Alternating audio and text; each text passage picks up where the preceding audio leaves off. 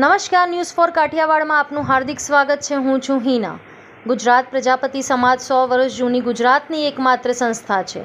આ શતાબ્દી વર્ષ હોવાથી સંસ્થાએ આ વર્ષ દરમિયાન અનેકવિધ કાર્યક્રમો જેવા કે સામાજિક, શૈક્ષણિક, સાંસ્કૃતિક, રમતગમત અને મહિલા સશક્તિકરણના અનેક કાર્યક્રમો ઉત્સાહભેર યોજાયા છે.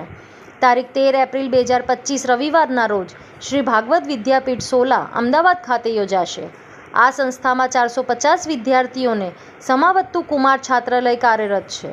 આ શતાબ્દી વર્ષની યાદગીરી રૂપે પ્રમુખ શ્રી કેશવભાઈ એસ પ્રજાપતિના નેતૃત્વ નીચે એક અદ્યતન કન્યા છાત્રાલયનું નિર્માણ થઈ રહ્યું છે.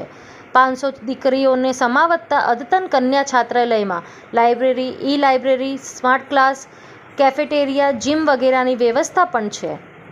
દીકરીઓના આરોગ્ય માટે પણ મેડિકલ રૂમની સુવિધા ઉપલબ્ધ છે. આ કન્યા છાત્રાલયમાં વિદ્યાર્થીનીઓને રાહત દરે રહેવા જમવાની વ્યવસ્થા પૂરી પાડવામાં આવશે તેમજ તેમની સલામતીની કાળજી રાખવામાં આવશે. છાત્રાલયથી શૈક્ષણિક સંકુલ અને યુનિવર્સિટી તદ્દન નજીવ અંતરે છે. તેથી દીકરીઓ માટે આ છાત્રાલય રહેવાનું ઉત્તમ સ્થળ બની રહેશે, જેની ડિઝાઇન ખ્યાતનામ આર્કિટેક્ટ હર્ષદભાઈ કે પ્રજાપતિ દ્વારા તૈયાર કરવામાં આવેલ છે. બ્યુરો રિપોર્ટ રણજીતસિંહ સિંધવ, અમદાવાદ.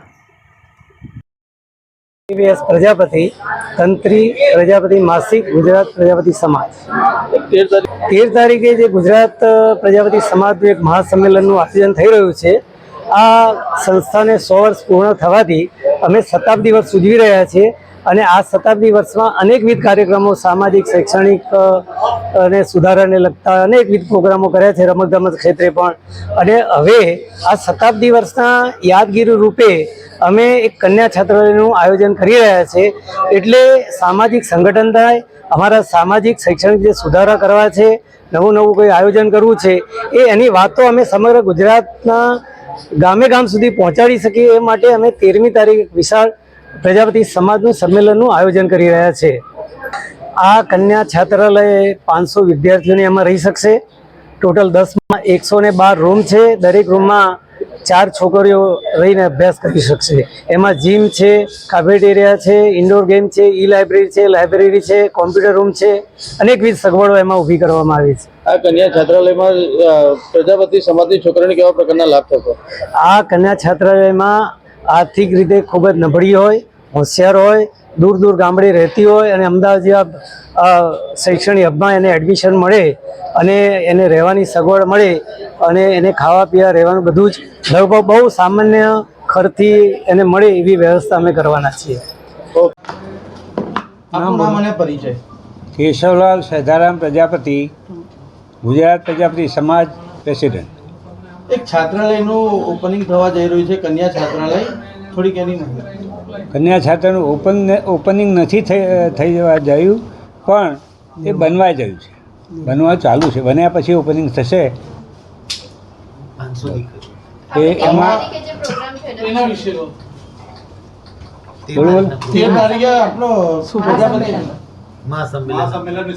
મહાસંમેલન 13 તારીખે આપણા ગુજરાત પ્રજાપતિની આ સંસ્થા ગુજરાતના 50 લાખ લોકોની બનેલી છે ભાઈ.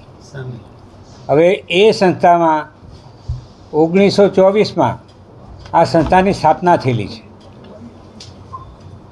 ત્યારબાદ 1924ની અત્યાર સુધીમાં જુદા જુદા હોદ્દેદાર મિત્રોએ શક્ય એટલા સમાજના સુધારા કરવાના પ્રયત્નો કર્યા છે અને સમાજને ઉન્નતિના પંથે લઈ જવાના પ્રયાસો આદર્યા છે.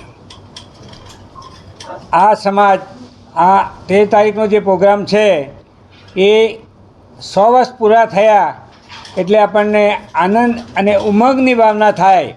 એટલા સારું આપણે એને બહુ જુસ્સાભેર ઉજવણી કરવા માગીએ છીએ.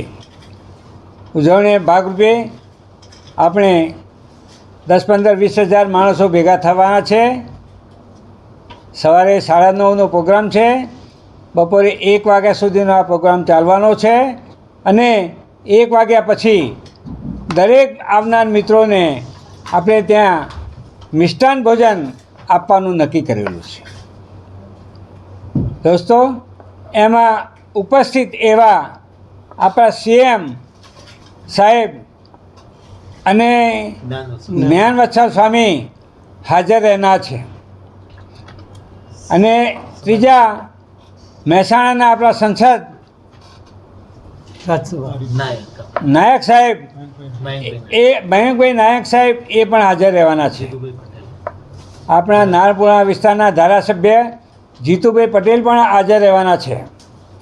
એટલે આ પ્રસંગ બહુ ધામધૂમથી આનંદથી ઉજવાય એવી પરિસ્થિતિ ઊભી થઈ છે.